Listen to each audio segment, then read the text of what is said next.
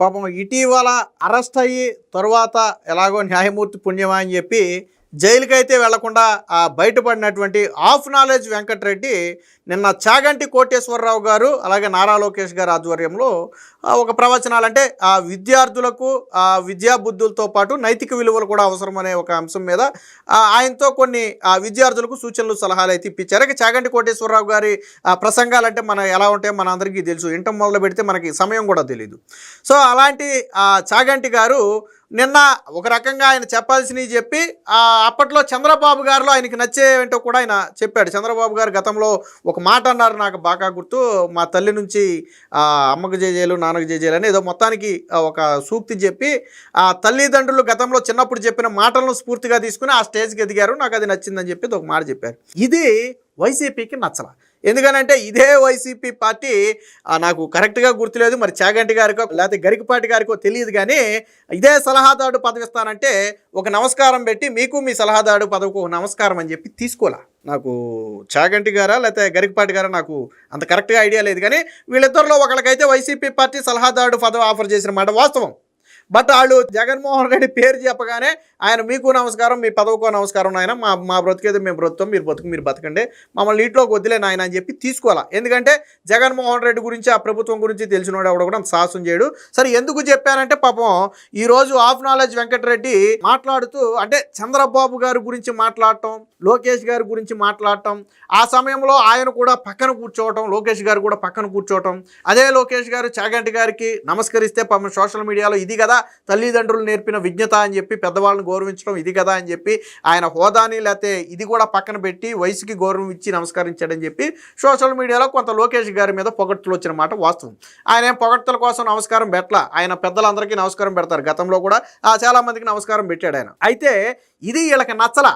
So ఇది social మీడియాలో పాపం పాజిటివ్గా మారింది చంద్రబాబు గారికి, లోకేష్ గారికి, ప్రభుత్వానికి కూడా. సాధారణంగా రాజకీయాలతో సంబంధం లేని వ్యక్తులు కూడా నిన్న చాగంటి కోటేశ్వరరావు గారి ప్రసంగం విన్న తర్వాత ఇది కదా పిల్లలకి నేర్పించాల్సింది మనం, ఇది కదా పిల్లలకి నైతిక విలువలు నేర్పటం అంటే, సో ఇవి కదా చదువు కంటే ముఖ్యం, ఇది కదా పిల్లలకి, సో ఈ ప్రభుత్వం చాలా మంచి పని చేసిందని రాజకీయాలకు అతీతంగా చాలామంది తల్లిదండ్రులు అనుకున్న మాట వాస్తవం, 100కు 100% వాస్తవం. ఎందుకంటే ఆ స్థాయిలో పిల్లల్ని మోటివేట్ చేశారు, నిన్న చాగంటి గారు మోటివేట్ చేశారు ఆయన. సో అది వీళ్ళకి కడుపు మంటగా మారింది. అదే జగన్మోహన్ రెడ్డి అయితే ఏం చేదుడు, సగం జగన్మోహన్ రెడ్డి అయితే ఒక సభ పెట్టేసి ఏదో జగనన్న విద్యా దీవెననో లేకపోతే అమ్మఒడనో ఏదో సభ పెట్టేసి పిలుచుకుని భజన చేయించుకుంటాడు, పిల్లలతో భజన చేయించుకుంటాడు. జగన్మోహన్ రెడ్డి దేవుడు, జగన్మోహన్ రెడ్డి రాముడు అని జగన్మోహన్ రెడ్డి భజన చేయించుకుంటాడు. ఆ భజన చేస్తే ఆయనకు నచ్చుద్ది. అంతేగాని ఇలా పిల్లల్ని పిలిచి మనం భజన చేయించుకోవడం ఏంటి, పిల్లల్లో మనం నైతికత నేర్పాలి, విలువలు నేర్పాలని చెప్పి కూటమి ప్రభుత్వం ఒక కార్యక్రమం చేస్తే అది వీళ్ళకి నచ్చక పాపం కడుపు మంట ఎలా చల్లార్చుకోవాలో తెలియక కడుపు మంటతో మాట్లాడాడు. అయితే పాపం ఏదో విలువలు విశ్వసనీయతలని మాట్లాడాడు. ఈ ఆఫ్ నాలెడ్జ్ వాళ్ళకున్న విలువలేంటో విశ్వసనీయతలేంటో ఒకసారి చూద్దాం మనం. ఏ రకంగా నైతిక విలువలు, ఏ రకంగా ఇచ్చిన మాట కట్టుబడ్డారు నాకు అర్థం కాల. అంటే నైతిక విలువలు అంటే గొడ్డల పోటుని గుండెపోటుగా మార్చేయటమా, లేకపోతే సీటు కోసం హత్య చేసిన వాడిని తీసుకొచ్చి పక్కన పెట్టుకుని సీట్లు ఇవ్వటమా రాజకీయాల్లో నైతికత, లేదా అవసరం ఉన్నప్పుడు తల్లిని చెల్లిని పార్టీ కోసం వాడుకుని, మనం జైల్లో ఉన్నప్పుడు పార్టీ కోసం వాడుకుని మనం జైలు నుంచి బయటకు వచ్చి ముఖ్యమంత్రి అవ్వగానే తల్లిని చెల్లిని బయటికి గెంటేయడం నైతికత, సొంత చెల్లికి నేను ఆస్తి ఇస్తాను అని చెప్పి ముందు ఒక ఒప్పందం కుదుర్చుకుని తర్వాత అదిగో చెల్లి నాకు అడ్డం తిరిగింది, నాకు అపోజిషన్ పార్టీలో నిలబడింది కాబట్టి నేను ఆస్తి ఇవ్వను, నా ఆస్తి నేనే లాక్కుంటానని చెప్పి కోర్టుకు వెళ్ళడం నైతికత. ఏ రకంగా నైతికత వెంకటరెడ్డిని నేను అడుగుతున్నా, ఏ రకంగా నైతికత? ఈరోజు నీ తల్లిని చెల్లిని జగన్మోహన్ రెడ్డి తరిమేశాడా లేదా? సరే రాజశేఖర రెడ్డి చనిపోయాడు గురించి ఆయన గురించి మనం పెద్దగా మాట్లాడవద్దు, జగన్మోహన్ రెడ్డి గురించి మాట్లాడదాం. మీ నాయకుడు అని చెప్పావు కదా, ఈరోజు తల్లి ఉందా చెల్లుందా పార్టీలో? నేను అడుగుతున్నా. ఇదే షర్మిల ఆ రోజు కాలికి బాలపం కట్టుకుని తిరగకపోతే రాష్ట్రం మొత్తం జగన్మోహన్ రెడ్డి అనే వ్యక్తి లేడు, ఆ పార్టీ లేదు. నేను చెప్తున్నా, షర్మిల ఆ రోజు కాలికి బలపం కట్టుకుని తిరగకపోతే వైసీపీ పార్టీ లేదు. విజయమ్మను సెంటిమెంట్గా చూపి విజయమ్మను బయటికి తీసుకొచ్చి ఆ రోజు రిలయన్స్ అధినేత మీద కూడా విమర్శలు చేయించి, సోనియా గాంధీ మీద విమర్శలు చేయించి ఎన్నికల్లో లబ్ధి పొందిన చరిత్రని ఇది. నువ్వు అనలేదా, మీ తల్లి అనలేదా? ఆ రోజు రిలయన్స్ అధినేత మీద ముఖేష్ అంబానీ మీద మీరు విమర్శలు చేశారా లేదా? అదే ముఖేష్ అంబానీని తీసుకొచ్చి ఇంట్లో పెట్టుకుని సాల్వా కప్పారా లేదా? అదే ముఖేష్ అంబానీ చెప్పినటువంటి పరిమళ నత్వానియా ఎవరికి టికెట్ ఇచ్చారా లేదా? ఇచ్చారా లేదా కదా? ఇది మీ విలువలు, మీ విశ్వాసం. సరే, ఓకే, రాజకీయాల్లో సరే కుటుంబం అంతా కలిసి పనిచేశారు అనుకుందాం. తర్వాత చెల్లి ఏం చేసావా జగన్మోహన్ రెడ్డి? గెలవగానే నువ్వు ముఖ్యమంత్రి అవగానే చెల్లి ఏం చేసావు? ఇదే షర్మిల అడ్డం పెట్టుకుని లోకేష్ మీద ఎంత దుష్ప్రచారం చేయించావు నువ్వు. మంగళగిరిలో చింతమనేని మీద ఎంత దుష్ప్రచారం చేయించావు నువ్వు ఆ రోజు. వెస్ట్ గోదావరిలో, ఉమ్మడి వెస్ట్ గోదావరిలో పవన్ కళ్యాణ్ మీద ఎంత విష ప్రచారం చేయించావు ఆ రోజు. భీమవరం కావచ్చు లేదా అక్కడ కావచ్చు, ఎంత విష ప్రచారం చేయించావు. తర్వాత ఏం చేసావు? నీ చెల్లిని గెలిచిన తర్వాత బయటికి తరిమేశావు. తర్వాత ఏం చేసావు? గౌరవ అధ్యక్షురాలుగా ఉన్నటువంటి విజయమ్మను కూడా పార్టీ నుంచి పీకేశావు. ఏమో పొరపాటున ఏ సెకండ్లోనైనా జగన్మోహన్ రెడ్డి అరెస్ట్ అయితే ఎక్కడ మళ్ళీ విజయమ్మను ముఖ్యమంత్రి చేస్తారోననే భయంతో పార్టీ నుంచి కూడా గెంటేసేవయ్యా. విజయమ్మ గౌరవ అధ్యక్షురాలుగా ఉంటే జగన్మోహన్ రెడ్డికి వచ్చిన నొప్పేంటి నాకు అర్థం కాల. తన తల్లి గౌరవ అధ్యక్షురాలుగా ఉంటే జగన్మోహన్ రెడ్డి భయం ఏంటని నేను అడుగుతున్నా. అప్పట్లో మీకు చనిపోయాడు రోసయ్య, ఆర్థిక శాఖ మంత్రి, మాజీ ముఖ్యమంత్రి కూడా. రోసయ్య ఒక ఇంటర్వ్యూలో చెప్పాడు ఆయన ఏమని, అంటే రాజశేఖర రెడ్డి గారు చనిపోయిన తర్వాత రోసయ్య ముఖ్యమంత్రి అయినప్పుడు ఆయన జగన్మోహన్ రెడ్డితో అన్నాడంటే ఏమని, సరే నేను తీసుకుంటాను, అమ్మని నిలబెట్టి మనం మంత్రివర్గంలోకి తీసుకుంటానని చెప్పి రోసయ్య గారు చెప్తే, ఒక మాట చెప్తే, అబ్బాయి అమ్మని అసలు తీసుకోవద్దు, అమ్మని రాజకీయాల్లోకి వద్దన్నాడంటే జగన్మోహన్ రెడ్డి. ఎందుకు? ఎక్కడ విజయమ్మ వెళ్ళి రాజకీయాల్లో నిలబడితే అక్కడ విజయమ్మ ఇదవద్దు, జగన్మోహన్ రెడ్డికి సీఎం పదవి రాదు. ఏంటప్పుడు రోసయ్యని తీసేసి జగన్మోహన్ రెడ్డికి సీఎం పదవి ఇవ్వాలని కదా ఆ రోజు. తర్వాత కిరణ్ కుమార్ రెడ్డి వచ్చాడు, అది వేరే విషయం. సో తల్లిని తీసుకునేవలా, మంత్రి పదవిలోకి తీసుకునేవలా, రాజకీయాల్లోకి తల్లిని లాగొద్దన్నాడు. అన్నా నువ్వు ఎన్నికల ప్రచారంలో ఎలా వాడుకున్నావు? నీ ఆయామకు వచ్చేటప్పుడు నువ్వు ఎన్నికల ప్రచారంలో ఎలా వాడుకున్నావు నువ్వు? తర్వాత నువ్వు ఎంపీగా ఎలా పోటీ చేయించావు? అప్పుడు ఓడిపోయింది, అది వేరే విషయం. ఎంపీగా ఎలా పోటీ చేయించావు జగన్మోహన్ రెడ్డి? ఈ ఆఫ్ నాలెడ్జ్ వెంకటరెడ్డి వచ్చి విలువలు, విశ్వసనీయతలు, నీతులు, సుధబుసులు చెప్తాడా? నైతికత్వం, విలువలతో రాజకీయం చేయకపోతే చంద్రబాబు గారు 4 సార్లు ముఖ్యమంత్రి ఎలా అయ్యాడు? జగన్మోహన్ రెడ్డిని ఒక్కసారి చూడగానే నీకు నీ పాలనకు నమస్కారం అని ప్రజలు ప్రతిపక్ష హోదా కూడా ఇవ్వకుండా 11 సీట్లకే పరిమితం చేస్తే పక్క రాష్ట్రం పారిపోయి తల ఎలా దాచుకున్నాడా నేను అడుగుతున్నా. నేను ఇందాక మాట్లాడినప్పుడు ఇంకో మాట కూడా చెప్పాడు, ఏదో ఇచ్చిన మాటకు కట్టుబడి అనేది అన్నాడు.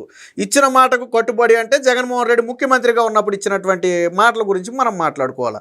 పింఛన్ దగ్గర మొదలు పెడితే, డిఎస్సి దగ్గర మొదలు పెడితే, సిపిఎస్ రద్దు దగ్గర మొదలు పెడితే, 45 ఏళ్లకే ఫింక్షన్ దగ్గర మొదలు పెడితే జగన్మోహన్ రెడ్డి ఏం చేశాడు? పోలవరం పూర్తి దగ్గర మొదలు పెడితే, అమరావతి దగ్గర మొదలు పెడితే, 3 రాజధానుల దగ్గర మొదలు పెడితే ఏం చేశాడు? సన్నబియ్యం దగ్గర మొదలు పెడితే ఏం చేశాడా జగన్మోహన్ రెడ్డి?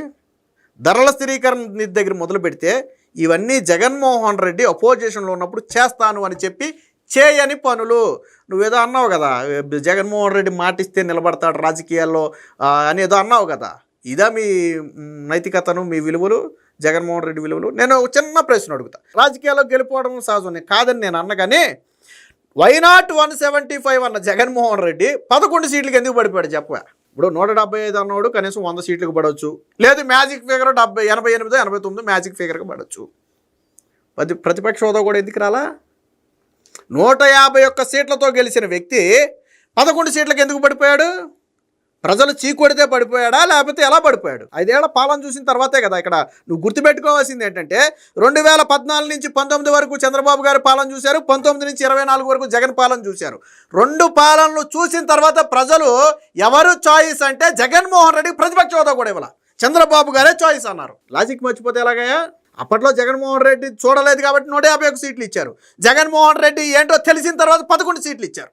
అది మర్చిపోకూడదు మనం. వీళ్ళ బాధ ఏంటంటే బేసిక్గా చాగంటి కోటేశ్వరరావు గారి మీద బాధ. అందుకనే మీరు ఏ ప్రభుత్వంలో ఉన్నారో, మీరు ఎవరితో డయాస్ పంచుకున్నారో వాళ్ళకి విలువలు లేవు, ఆ ప్రభుత్వానికి విలువలు లేవు అని చెప్పి, అంటే డైరెక్ట్గా చాగంటి కోటేశ్వరరావు గారిని ఏమీ అనలేక, అంటే ప్రజలు కాండించి మొహం మీద ఉమ్మేసి హైదరాబాద్లో ఇంట్లో పట్టుకుని కొడతారని భయం వేసి, ఎందుకంటే చాగంటి గారిని డైరెక్ట్గా అనలేక మీరున్నటువంటి ప్రభుత్వం, మీరు డయాస్ పంచుకున్నటువంటి వ్యక్తులు అని చెప్పి పదే చాగంటి కోటేశ్వరరావు గారిని కూడా కించపరిచే ప్రయత్నం చేస్తున్నారు.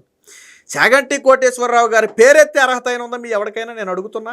మీ దిక్కుమాలిన ప్రభుత్వంలో ఇస్తాను అంటే వద్దని పారిపోయారు. వాళ్ళకి తెలుసు మీ ప్రభుత్వంలో ఉన్న విలువలేంటో, విశ్వసనీయతలేంటో. నువ్వు చెప్పక్కర్లా నీతి కబుర్లు, వీళ్ళు మాట్లాడతారు. అంటే చంద్రబాబు గారు గురువును గౌరవించలేదు, తల్లిదండ్రులను గౌరవించలేదు అని ఇటు చెప్తున్నాడు. ఇప్పటి వరకు మరి ఎవరో చంద్రబాబు గారు తన తల్లిని తండ్రిని అవమానించారని ఇప్పటి వరకు నేనైతే ఎన్లా. చంద్రబాబు గారు తన తల్లిదండ్రిని అవమానించారని నేనైతే ఎన్లా.